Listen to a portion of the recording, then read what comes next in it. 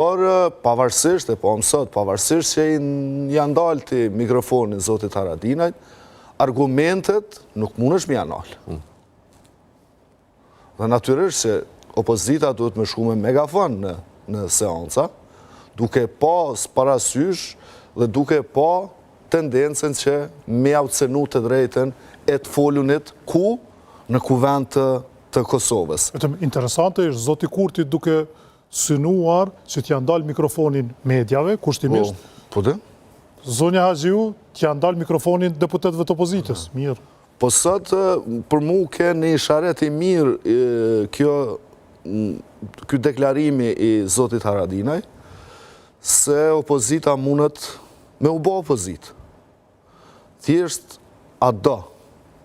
Dhe duke po krejt zhvillimet, unë mendoj që dikush duhet me qenë, dikush duhet me marë përgjithsin që Kurtit edhe regjimit tim ju përgjigj edhe në kuvend, edhe në rrugë, edhe në protesta, edhe gjithkun. Dhe Zoti Haradinaj, sot e kompate aj, një mundësi reale për të mobilizu popull opozitar, jo si aleancë për ardhmërinë e Kosovës, por si Ramush Haradinaj, dhe për t'i dalë për balë një të keqe edhe një rreziku që i ka noset veni prej këtij regjimi të Albin Kurtit. Prandaj, ajo që ka ndodhur sot në kuvend, është shqetësuese mënyra se si mundohen me cenu të drejtën e fjalës të deputetëve, por edhe shpresdhënëse se opozita mundet me bë opozit, veçanërisht Zoti Haradinaj. Nuk po më interesojnë më numrat sa i ka në kuvend. Dhe me thonë, dikush mundet me i pas edhe 80 deputet, dikush mundet me i pas 20, pas njëni për këtyne që mundet me i pas, nuk janë Ramush Haradinaj. Ramush është vetë, masane është subjekti politik. Për këtë arsye, ai duhet me marë përgjithësi më të mëdhaja. Nështë ta për ngarkoj pak ma shumë, se njëri ka po dhe të vjetë, po rënet janë që ai me qenë në balë të një opozitarizmi tjetër, që shë meriton Zoti Kurti. Ka ditur tjetë opozitar paka shumë në këtë mënyrë, o kur kanë qepë bashkë? O e ka pas gabim atëherë, ka pas gabim. Atëherë pa të ba truproj i Albin Kurti, ta shkanë rusenë. Ja, po e vazhdoj me ju. Po ju mbetë të teatri. Kemi parasysh se i kemi edhe 20 minuta deri në fund për gjithë. Edhe nesër mbrëma kemi emision. Pramë të na? Gjumon. Gjumon. Qyre, ndoshta veç pak më këthy ka mediat, partia vetëvendosje dhe kryetari saj nuk kanë shumë haber për mënyrën që mediat funksionojnë. Me gjas ata janë konë bindun që mediat e Kosovës kanë qenë tërësisht të mvaruna prej bugjetit të shtetit. Edhe në momentin kër janë ardhur në pushtet, edhe i kanë ndërprej spaku si mas tyne, mundësit e reklamimit prej institucioneve publike, kanë pas bindjen që mediat do të vdesin. Këta nuk kanë shumë ditunim mbi... Edhe s'ka pasur edhe me herët është ndërprerë financimi nga institucionet publike për mediat, të më thënë reklamimi, në pasur e të kënë, si pjesë e ligjit. Se kanë ditë. Edhe po ashtu nuk e din, që është për shembull sot ekzistojnë forma shumë më të elaborume të financimit për mes monetizimit, përdorimit rrjeteve sociale, po ata atë punë nuk e din.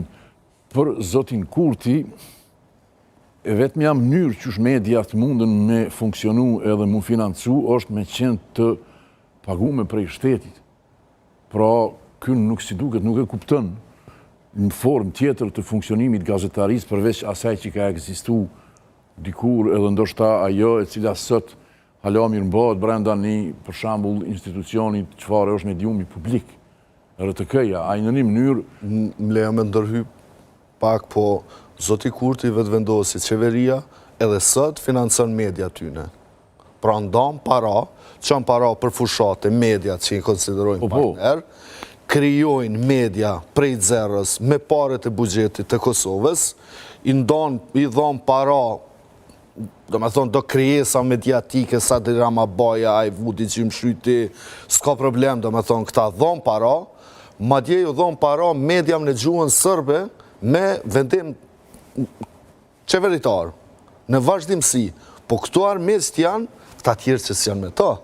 Po me qenë se gazetarë që paguhen prej pushtetit, ose edhe prej shtetit, s'paku gjenerat e jam i mban mend që ata kanë qenë të definuar si punëtor shoqëror politik.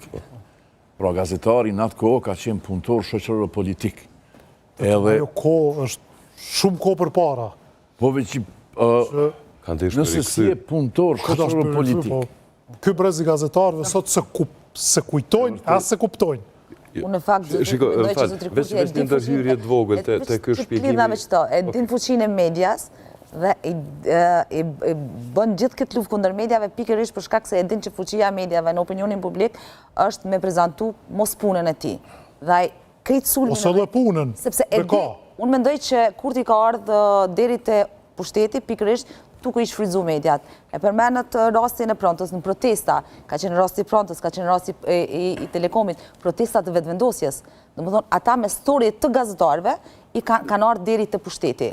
Dhe tash e din që janë po të njëjtit gazetar që mujnë me rrezu kurtin, prandaj ai kërkon me patjetër delegitimimin e mediave se u murgoja në mënyrë që publiku mos ketë kërkush zë, mos ketë tutën gazetarët me dalë dhe me tregu, sepse me njëherë ka shumë gazetarët tri që ndoshta janë dojnë me punu, momentin e parë kur ti thu ti je me Serbin, ti i korruptun, ti e kështu, ose luftën që e kanë me gazetarët saktun, ata tërhiqen. Para student ose ata që aspirojnë të bën gazetar, thunë që është ky profesion, sa po flet diska, po të thonë një me armikun. E tash, më falë, jo se e hapi këtë temë, veç si argument për këto që e the, si një ilustrim për këto, a dini sa ka ra 2 vjetë e fundit interesimi për me studiu gazetarin?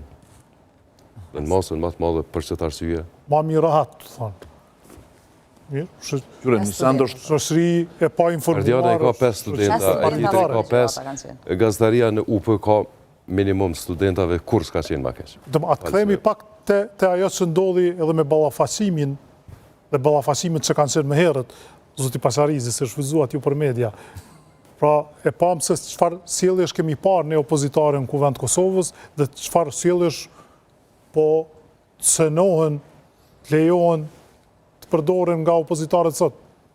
Mas pari, reagimi i zonis Haxhiu do ta kisha përligjë në një farë mënyre, sikur ajo të kishte qenë në mandatin e saj të parë si deputete dhe të mos kishte qenë pjesë krejt atyne halakamave, ofendimeve, madje edhe sulmeve fizike, se në sulme fizike, ato me tyme, me spreja, me erna të pesta që i kanë gjujt në për zyrat e komisioneve parlamentare e kështu me radhë.